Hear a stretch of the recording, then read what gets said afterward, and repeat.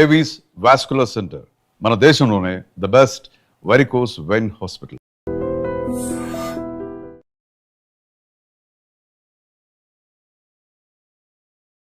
Welcome to iDream media. So BP చాలామంది ఈ సమస్యతో ఇబ్బంది పడుతూ ఉన్నారు. చిన్న వయసులోనే 20 years ఆఫ్ ఏజ్లోనే హై బీపీ అనేది ఇబ్బంది పెడుతుంది. అసలు ఎందుకు ఈ సమస్య ఇంతలా వస్తుంది?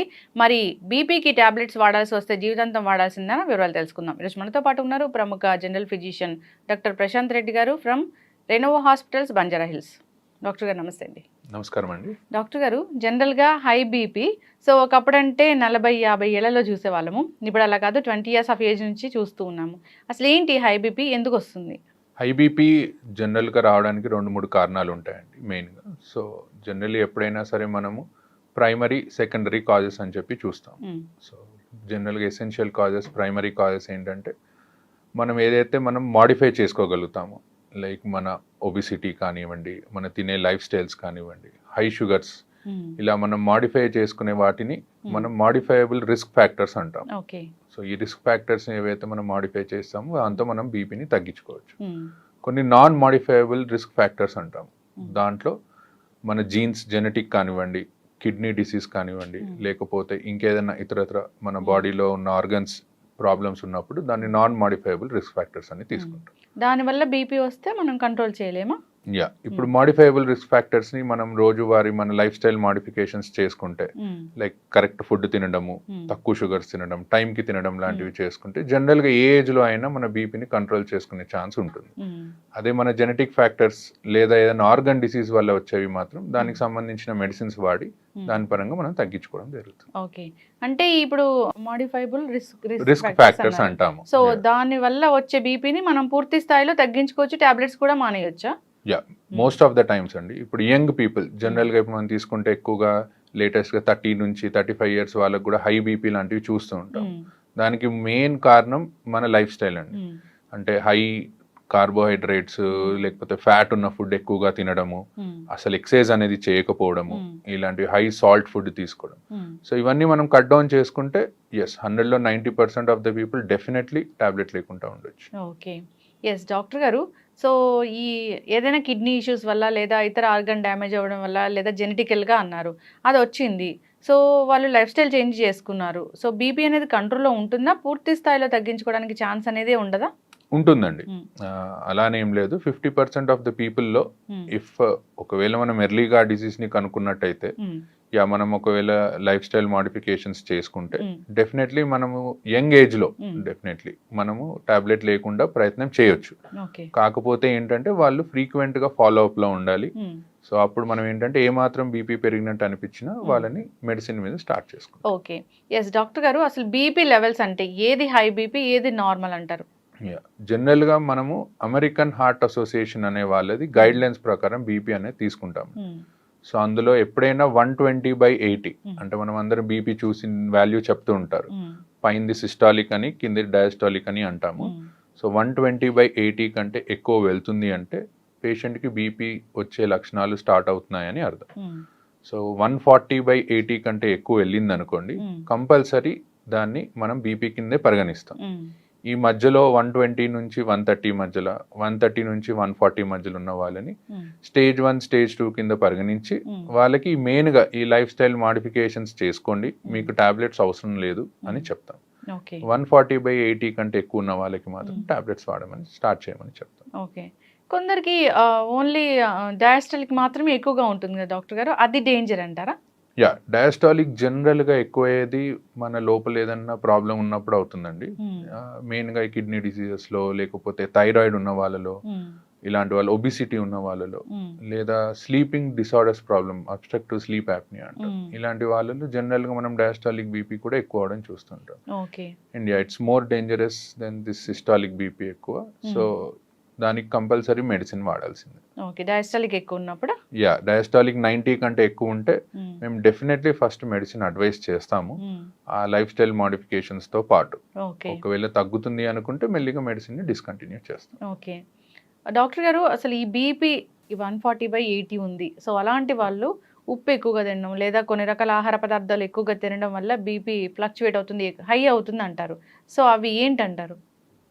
మెయిన్గా సాల్ట్ అండి. Mm. సాల్ట్ ఇంటేక్ ఎప్పుడైనా సరే తక్కువగా ఉండాలి. ఇప్పుడు కొంతమంది తినాల్సిన దానికంటే మోతాదుకు మించి సాల్ట్ తీసుకుంటారు. సో ఫస్ట్ అది కట్ డౌన్ చేయాలి. దాంతోపాటు హై కొలెస్ట్రాల్ ఉన్న ఫుడ్ని ఎప్పుడైనా కట్ చేయాలి. కొలెస్ట్రాల్ ఎక్కువ అవుతే మన బ్లడ్ వెళ్ళేది తక్కువ స్పీడ్లో ఎక్కువగా వెళ్తుంది. సో ప్రెషర్ అనేది పెరుగుతూ పోతుంది. సో హై కొలెస్ట్రాల్ ఉన్న ఫుడ్స్ కానీ హై సాల్ట్ ఉన్న ఫుడ్స్ కానీ అవాయిడ్ చేసుకుంటే డెఫినెట్లీ మనం ఒక 5 to 10 డిఫరెన్స్ చూడొచ్చు బీపీలో. ఎస్, ఖచ్చితంగా డాక్టర్ గారు. సో డాక్టర్స్ టాబ్లెట్స్ ప్రిస్క్రైబ్ చేశారు. సో ఏ టైంలో, అంటే ప్రతిరోజు ఒకటే టైంలో వేసుకోవాలా, ఎప్పుడైనా టైం మారితే ఏమైనా ప్రాబ్లమా? సో టాబ్లెట్ వేసుకున్నామా లేదా అని మర్చిపోయి ఇంకో టాబ్లెట్ వేసుకుంటే ఏం జరుగుతుంది? జనరల్గా మన బాడీకి ఒక లైఫ్, మనకి ఎలా అయితే లైఫ్లో ఒక క్లాక్ లాగా ఉంటుందో మన బాడీకి కూడా ఒక క్లాక్ ఉంటుందండి. ఆ క్లాక్ ప్రకారమే మన హార్మోన్స్ రిలీజ్ అవ్వడము, మరి పని చేయడం లాంటివి ఉంటాయి. సో అందుకే జనరల్గా either mornings or evenings we advise. So either morning before 9 o'clock అట్లా లేదా 10 o'clock లోపు, ఈవినింగ్స్ అది అడ్వైస్ చేస్తాం. సో టైం ప్రకారం తీసుకుంటే ఏంటంటే మన బాడీకి సర్కేడియన్ రిథమ్ అని ఉంటుంది, దానికి బాడీకి అడ్జస్ట్ అయ్యి టాబ్లెట్ సరిగ్గా పనిచేస్తుంది. టాబ్లెట్ సరిగ్గా తీసుకోకపోవడం అంటే కొంతమంది ఒక రోజు తీసుకుంటారు, 2 రోజులు తీసుకోరు, మళ్ళీ తీసుకుంటారు. సో దానివల్ల మోర్ డేంజర్ దాని టాబ్లెట్ తీసుకోకపోవడం. సో దానివల్ల ఏమవుతుందంటే బాడీకి పని చేయాలా పని చేయొద్దా అనే దాంట్లో పడిపోయి టాబ్లెట్ పనితనం ఇంకా తగ్గిపోతుంది. ఓకే, అంటే ఒక రోజు 2 రోజులు తీసుకోవడం మానేస్తే మళ్ళీ తర్వాత స్టార్ట్ చేస్తే అలా అంటే దాన్ని ఫ్రీక్వెంట్ గా చేస్తే ఎప్పుడన్నా ఒకసారి అనేది అందరూ మర్చిపోతారు, that's okay. But maximum times మర్చిపోకుండా రోజు వేసుకోవడం is better option. Yes doctor గారు, ఫీవర్స్ వచ్చినప్పుడు నార్మల్గా డోలో అలాంటివి వేసుకుంటూ ఉంటారు. సో అది డాక్టర్ దగ్గరికి వెళ్ళే పని లేకుండా ఇంట్లో over the counter of medicine వాడుతూ ఉంటారు.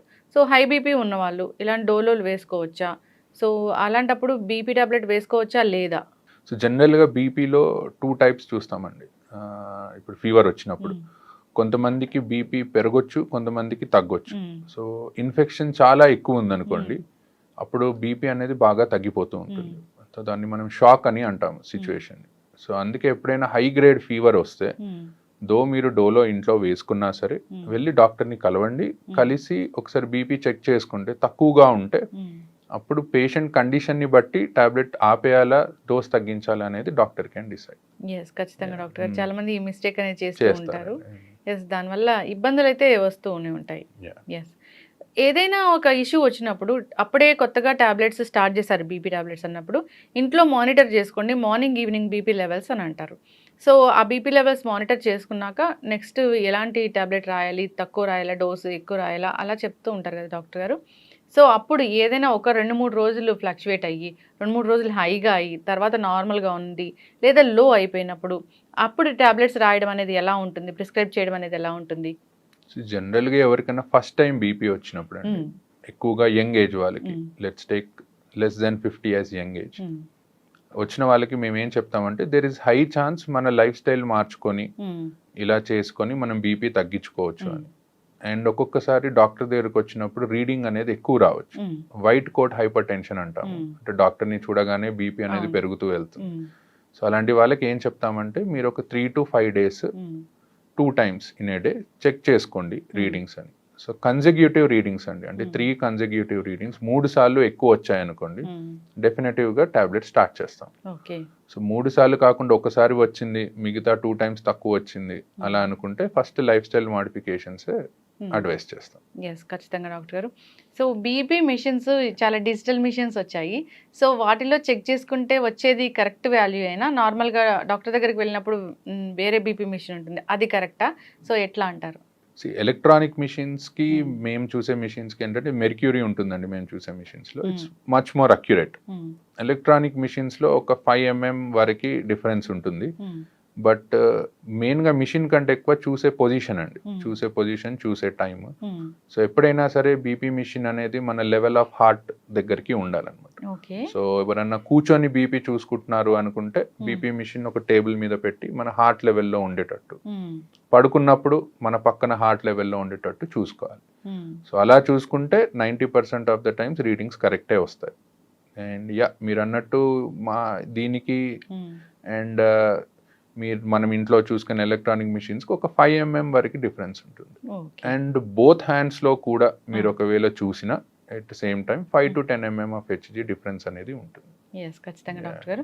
ఏదైనా కానీ ఈ బీపీ వచ్చినప్పుడు జాగ్రత్తలు తీసుకోవాలని కోరుకుందాం. చాలామంది ఫాలోఅప్స్ కూడా వెళ్ళరు, సంవత్సరాల తరబడి అదే మందులు వాడుతూ ఉంటారు. సో అలా వాడటం కూడా డేంజరే కదా డాక్టర్ గారు? యా అండి, most important thing is follow up అండి. సో బికాజ్ ఏంటంటే కొన్ని టాబ్లెట్స్ కొన్ని కండిషన్స్లో డిస్కంటిన్యూ చేస్తాం. సపోజ్ ఒక 50-year పర్సన్కి మనం టాబ్లెట్ స్టార్ట్ చేసాం అనుకోండి, బై 60 years వచ్చేసరికి ఆయనకి వేరే ఏదైనా కాంప్లికేషన్ ఏదైనా ఉండొచ్చు. ఏజ్ పరంగా కిడ్నీ ప్రాబ్లం ఉండొచ్చు, డయాబెటీస్ వచ్చి ఉండొచ్చు, హార్ట్ ఇష్యూ వచ్చి ఉండొచ్చు. అలాంటప్పుడు ఆ టాబ్లెట్ కంటిన్యూ చేయాలా డిస్కంటిన్యూ చేయాలా అనేది మేము కండిషన్ని బట్టి మారుస్తూ ఉంటాం. సో ఫ్రీక్వెంట్ ఫాలోఅప్స్, ఎక్కువగా కుదరకపోయినా అట్లీస్ట్ ఒక 3 to 4 monthsకి ఒక్కసారి డాక్టర్ని వెళ్ళి కలవడం, ఏం టాబ్లెట్స్ వాడుతున్నారో చూడడం, అండ్ ఫ్రీక్వెంట్గా కిడ్నీ చెకప్ అనేది ఒకటి చేయించుకుంటూ ఉంటే బెటర్. బీపీ ఉంటే కిడ్నీ కూడా ఫెయిల్ అవుతుందని చెప్తారు కదా డాక్టర్ గారు? యా, జనరల్గా ఏంటంటే ఏ బీపీ కానివ్వండి, డయాబెటీస్ కానివ్వండి, మన బాడీలో కిడ్నీని, హార్ట్ని, ఐస్ని ఒకవేళ ఎక్కువగా ఉన్నాయి అనుకోండి లెవెల్స్, డ్యామేజ్ చేస్తూ ఉంటాయి. సో ఇవి లాంగ్ టర్మ్గా బాడీలో మనకి ఎర్లీ ఏజ్లో బీపీ వచ్చినట్టయితే లాంగ్ టర్మ్గా కాంప్లికేషన్స్ వచ్చే ఛాన్స్ ఎక్కువగా ఉంటుంది. కానీ మనం ఫ్రీక్వెంట్గా ఒకవేళ చెకప్ చేయించుకొని టాబ్లెట్స్ కరెక్ట్గా వాడితే మాత్రం మోస్ట్ ఆఫ్ ద టైమ్స్ ఎవరికి కిడ్నీ డిసీజెస్ అనేవి రావు. బీపీ పేషెంట్స్ని తీసుకెళ్ళినప్పుడు డాక్టర్స్ అడుగుతూ ఉంటారు, బ్లర్ విజన్ ఏమైనా ఉందా మీకు అని. అది ఎందుకు డాక్టర్ గారు? బేసికల్గా హైపర్టెన్సివ్ రెటినోపతి అని అంటామండి. అంటే హై బీపీ ఉండడం వల్ల ఐస్ డ్యామేజ్ అవుతూ ఉంటాయి, ఆ రెటీనా అనేది డ్యామేజ్ అవుతూ ఉంటుంది. అండ్ సో దానికోసం ఏంటంటే ఎవరైనా కొత్తగా బీపీ డయాగ్నోస్ అయిన వాళ్ళు, హై బీపీతో డయాగ్నోస్ అయిన వాళ్ళకి ఫస్ట్ వెళ్ళి ఒకసారి ఐ చెకప్ చేయించుకోమని చెప్తాం. ఎందుకంటే మనకి ఎన్ని రోజుల నుంచి హై బీపీ ఉందనేది తెలియదు, ఎంత డ్యామేజ్ అయిందనేది తెలియదు. సో ఒకసారి చెక్ చేయించుకొని దాని తర్వాత దెన్ వి గో అహెడ్. ఖచ్చితంగా డాక్టర్ గారు జాగ్రత్తలు అయితే తీసుకోవాలని కోరుకుందాం, ఫాలోఅప్కి వెళ్ళాలని కోరుకుందాం డాక్టర్ గారు. సో బీపీ అంటే అదేం చిన్న విషయం కాదు. సో అది కంట్రోల్లో లేకపోతే ఆర్గన్స్ అనేవి డ్యామేజ్ అవుతాయి, కాబట్టి జాగ్రత్తలు తీసుకోవాలని కోరుకుందాం. చాలా చక్కటి ఇన్ఫర్మేషన్ అండి, ధన్యవాదాలు. Thank you.